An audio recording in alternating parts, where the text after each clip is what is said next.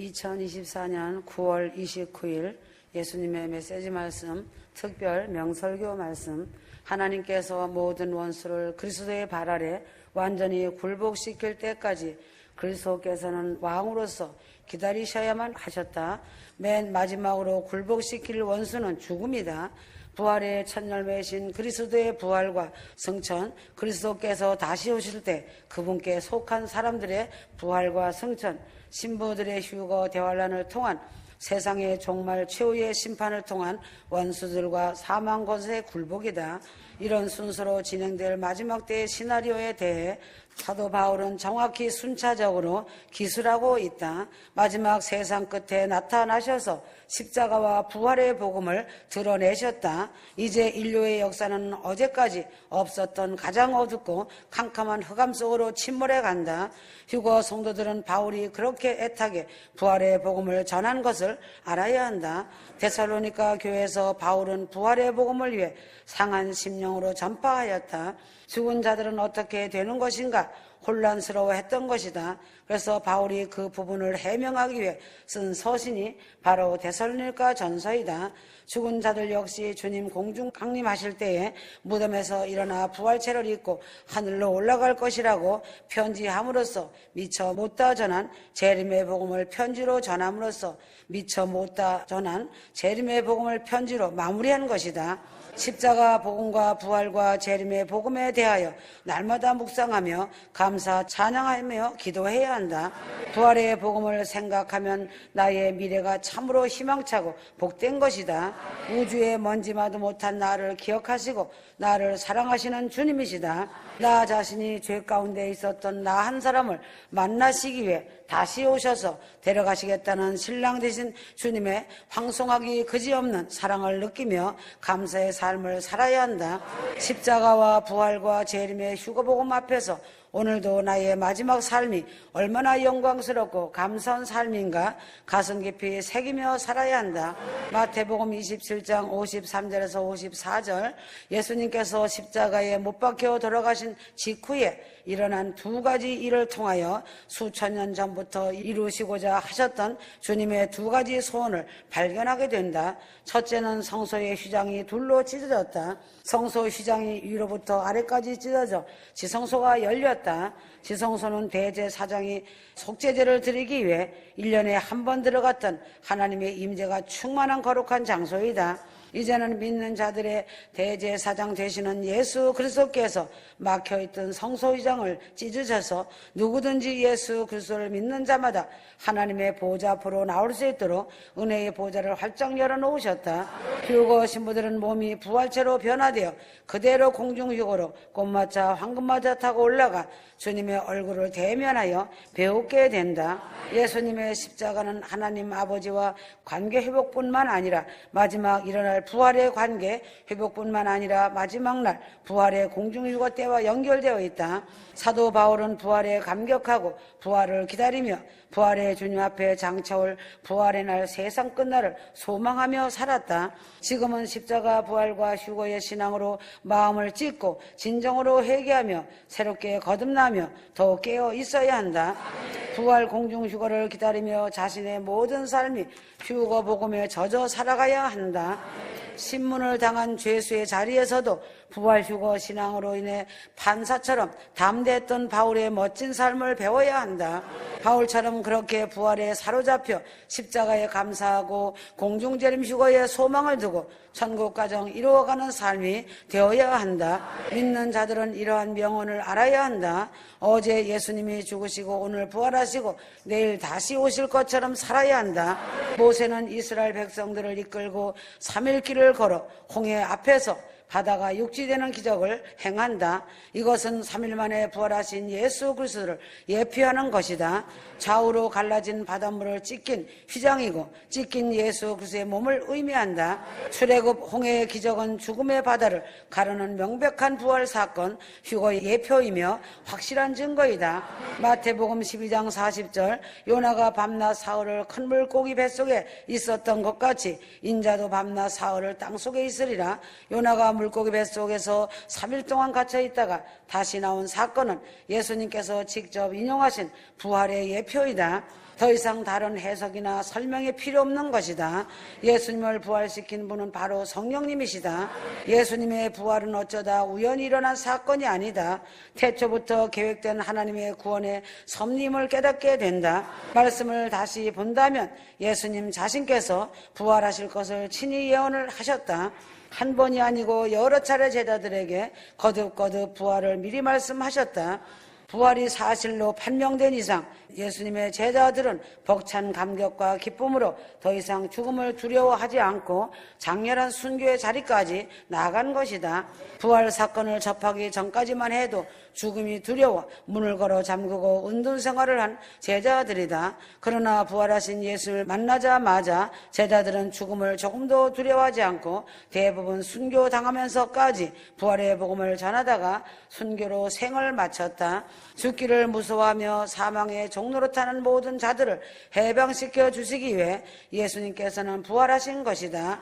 히브리서 2장 15절 또 죽기를 무서워함으로 일생에 매여 종로로 타는 모든 자들을 놓아주려 하심이니 하였다. 주께서 부활하심으로 영원한 지옥 형벌로부터 자신을 건져주신 은혜를 생각하면 이 땅에서 겪는 어려움과 역경들은 아무것도 아니다. 자신은 성령님의 역사로 새 생명인 예수님의 부활 생명과 새 성품인 예수님의 성품으로 죄성이 없는 새로운 피조물로 재창조받았다. 자신에게는 선한 행실, 의로운 행실이 전혀 나올 수 없다는 사실을 명심해야 한다. 자신 스스로는 아무것도 할 수 없는 절대 의존적인 존재로 지음받았음을 알아야 한다. 휴거 성도는 성령으로 오신 예수님 포도나무에 꼭 붙은 자가 되어야 한다. 마지막 때임을 알고 깨어서 공중재림 부활 휴거를 외치고 나팔을 불면 다 이단으로 정죄해버린다. 그러나 마지막 때를 전하면 때를 따라 양식을 나눠주는 종들은 서로 협력하여 이기적인 머리의 지식이 아니고 성령의 조명을 받아 이기적인 머리의 지식이 아닌 진리의 말씀으로 부활 휴거복음의 나팔수가 되어 나팔을 불어야 한다. 주님을 믿는다는 교회가 교인과 같이 부활의 믿음이 없다는 것이 통탄할 일이다. 교회 밖의 사람들이야 불신앙의 세계이니 저희들에게는 믿음이 없는 것은 당연하다. 믿음으로 산다는 교회가 공중재림 공중휴거에 믿음이 없다는 말은 은행에 돈이 없다는 것보다 더 기가 막힌 사실이다. 마지막 때의 부활 휴거에 믿음이 없고 회개의 말씀이 없다는 말을 심각한 문제로 생각하지 않는다. 휴거 신부들은 부활의 몸을 입은 몸으로 영혼육이 변화체가 되어 첫 열매 예수 그리스도의 영광스러운 신부의 몸이다. 실대 천사장들은 직책과 직무가 있다. 미가엘 천사장은 하나님이 선택한 하나님의 백성을 선민을 담당하고 주관하는 직무를 맡은 천사장이다. 가브리엘 천사장은 지상낙원의 수호자로 직무를 맡았다. 라파엘 천사장은 뇌성과 지진을 다스리며 우주의 운행과 지구의 기상을 주관하는 직무를 맡았다. 라구엘 천사장은 천사들을 감시하고 세계와 빛에 복수하며 해와 달과 별에 복수하는 천사장이다. 사라카엘 천사장은 죄짓기 쉬운 인간의 영혼들이 죄를 범하지 않도록 인간의 영혼을 지키는 직무이다. 레미엘 천사장은 최후의 심판 이후 부활된 인간들을 감시하고 주관하는 직무이다. 죄사함을 받은 성도들도 죽는 이유는 아직 몸의 부활의 때가 되지 않았기 때문이다. 예수님이 부활하신 후 가장 먼저 제자들에게 한숨을 내쉬면서 성령 받으라고 말씀하신 이유가 있다. 사랑하고 용서하라는 것이고 사랑의 은사를 받으라는 것이다. 휴거 성도들을 하나님이 거룩하게 하시고 자신을 부활의 영 휴거영으로 기름 부으시고 성령 충만으로 채우시며 은혜를 입혀주신다. 휴거 성도들은 신랑 주님이 자신과 함께 하시고 계신다는 사실을 잊어서는 안 된다. 휴거 성도들은 자신을 돕는 수호 천사가 항상 같이 하고 있다는 것도 잊어서는 안 된다. 마지막 때는 추수하는 교회가 있고 미혹하는 교회가 있다. 무조건 교회라고 다 교회가 아니며 구원받는다고 다 구원받는 것이 아니다. 회당장 야이로의 딸이 죽었을 때에 사람들은 싸늘하게 죽어있는 육체를 바라보며 울었다. 하지만 예수님은 그 속에 살아있는 영을 바라보시며 그 영을 살리시니 육도 같이 살아났다. 이것은 공중휴거 때에 대해 예언적으로 보여주신 초자연적인 기적을 예언하신 말씀이다. 휴거 때에도 죽은 자들이 먼저 일어나고 살아있는 휴거 성도들이 같이 변화체를 입고 올라간다. 에스겔 골짜기에 마른 뼈들이 일어나 순식간에 군대가 되듯이 주님 공중재림 공중휴거의 날에 영이 살아나는 동시에 썩은 육체도 무덤에서 일어난다. 썩은 육체가 살아있는 영과 함께 순식간에 결합되어 부활체를 입고 하늘로 올라간다. 예수님이 진리와 생명이시고 부활이시며 천국이고 회개시며 전부이시다. 바울은 지식이 많은 자였지만 예수님을 심령으로 만난 후 예수님만 아는 자가 되어 그 입에서 영원 구원과 회개 천국만 입에 달고 산 자이다. 예수 믿는 것은 부활 생명의 목적이다. 오직 생명은 예수를 외치고 회개할 때 주어지는 것이다. 지식적인 목사들과 교수들은 무슨 학설 내고 논문 쓰는데 엄청난 시간을 허비하기 때문에 기도할 시간이 없다. 그래서 마귀에게 속아 영적인 소경이 되어 생명 대신 예수님을 쏟아내는 것이 아니라 자신의 지식과 자신의 자랑을 쏟아낸다. 기도줄을 놓치고 성령을 받지 못하니 어찌 휴거 예수님을 만나고 체험할 수 있겠는가이다. 지식적이고 합리적인 사고로 성경을 이해할 뿐 아니라 아무리 박사 목회자라고 할지라도 십자가 보혈 예수 회개 천국 지옥 공중재림 공중효가 빠져버린 설교는 아무리 명설교를 쏟아낸다 하여도 문자에 갇혀버린 예수만 되뇌이고 허접한 말에 그치고 마는 것이 설교라고 한다. 그러나 공중재림 공중휴거를 사모하는 휴거 성도들의 참된 능력은 부활의 능력이다. 주 예수님은 휴거 성도들에게 그 능력을 부여해 주셨다. 그래서 부활의 능력을 체험하는 것은 자신이 십자가 죽음을 통과할 때 경험할 수 있다. 성경의 모든 말씀을 자신에게 100% 적용해야 한다. 성경 말씀, 예수님 말씀, 장자 이스라엘과 이방인이 연합하여 몸을 이루어 나가는 길이다. 부활 휴거 복음은 십자가의 구속 사역과 찬란한 부활의 권능을 찬양한다는 놀라운 사실이다. 예수 그리스도 안에서 뿌리를 깊이 내리고 말씀의 언약 안에서 더 견고한 부활 휴거의 믿음의 길인 것이다. 주 예수 그리스도로 숨쉬고 주님을 부르고 주님을 부르며 보혈의 피를 먹고 마시고 그리스도에게 모든 것을 집중해야 한다. 바울은 휴거의 신비에 대해 설명하였다. 하나님의 나팔 소리가 울려 퍼질 때 이미 죽은 성도들은 무덤에서 나와 썩지 않을 몸으로 부활하여 새롭고 영원한 초자연적이며 영원 불멸한 몸을 갖게 된다. 이것이 사실이며 현실이 된다.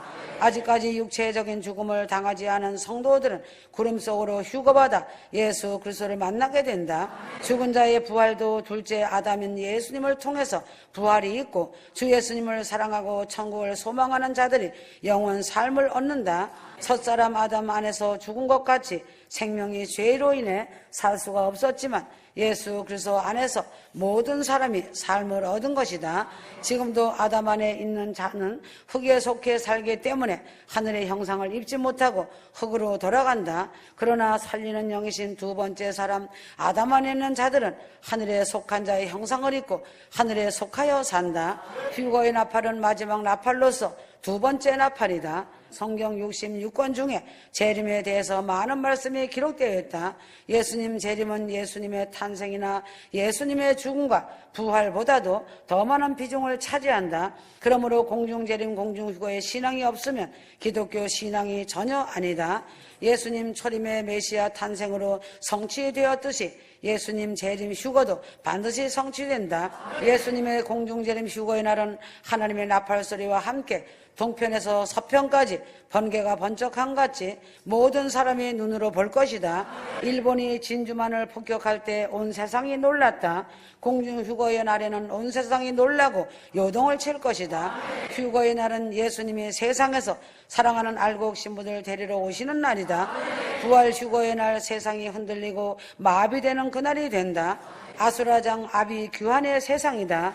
죽은 자들이 무덤이 갈라지고 그리스도 안에서 죽은 자가 먼저 부활이 된다. 무덤이 갈라질 때 천지가 무너지는 것 같을 것이다. 지금까지 예수 믿다가 회개하고 죽은 자들이 그날에 무덤이 갈라져서 부활의 몸을 입는다. 그들도 예수님 공중재림 휴거의 날에 부활된 몸을 입고 공중에서 신랑 주님을 만나게 된다. 그러므로 무덤에 있던 몸이 나올 때 초자연적인 놀라운 변화를 받게 된다. 아주 신비로운 영광스러운 몸이 되는 것이다. 주 쉽게 말하자면 번데기인데 나비가 되는 것이다. 공중 재림 휴거 때는 무덤이 신자들의 몸을 내어주고 광야가 그 속에서 죽은 자를 내어놓게 된다. 또한 바다가 강이 죽은 자들을 내어주는 전무후무한 공중 휴거의 영광의 날이다. 세상과 교회들은 심판의 애곡의 날이 된다. 불신자의 시체들은 천년이 차기까지 기다렸다가 백보자 심판대에 참여하게 된다. 둘째 부활이라고 한다. 지구상에서 최상의 영광의 몸을 입은 살아난 휴거 성도들, 진짜 그리스도인들은 휴거 영화로운 몸을 입고 죽었던 신자들이 부활하자마자 순식간에 변화되어 휴거받아 공중에서 주님과 연합하게 된다. 휴거 성도들은 목적이 무엇인가? 영광의 부활한 몸을 입고 영원히 사는 나라인 주님 계신 영광의 나라에 들어가 주님과 혼인잔치하는 것만이 목표가 되어야 한다. 그리스도의 죽음과 부활은 온 인류의 구원을 위한 것이지만 그렇다고 해서 모든 사람이 구원에 이르는 것은 아니다.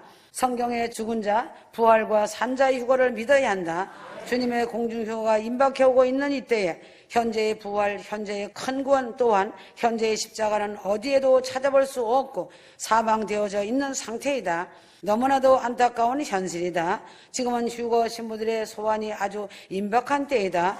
예수님 초림 사건은 베들레헴 예수님 탄생부터 시작되었다. 예수님 초림 사건은 예수님 탄생과 십자가 죽으심과 부활하심과 승천이시다. 다니엘의 70일에 대해 반드시 알아야 한다. 예수님 부활로 인해 이방인 교회는 69일의 끝부분에서 붙어지게 되었다. 이방교회의 몸 자체가 예수 부활 이후부터 있어 왔다. 부활된 자들과 휴거 성도들을 데리고 휴거로 올라가시면 성령의 사역은 이 땅에서는 마지막 사역으로 종결되어진다.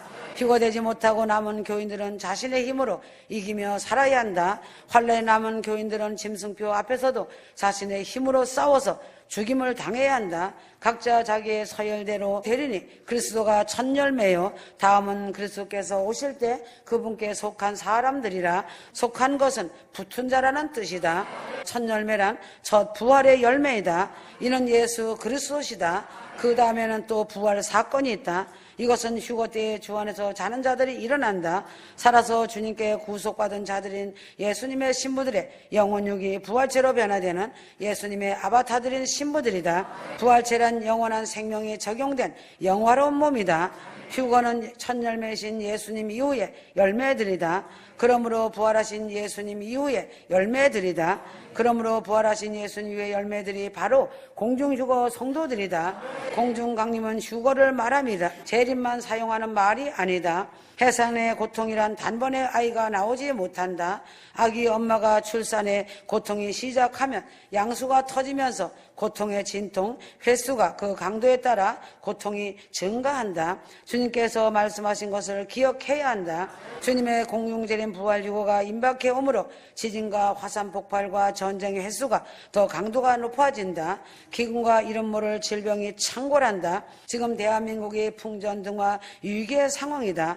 한국교회가 회개해야 한다. 한국교회가 회개하지 않으면 기근과 질병과 전쟁이 달려온다. 지금은 휴거 신부들이 떠나야 할 때가 임박하다. 아멘.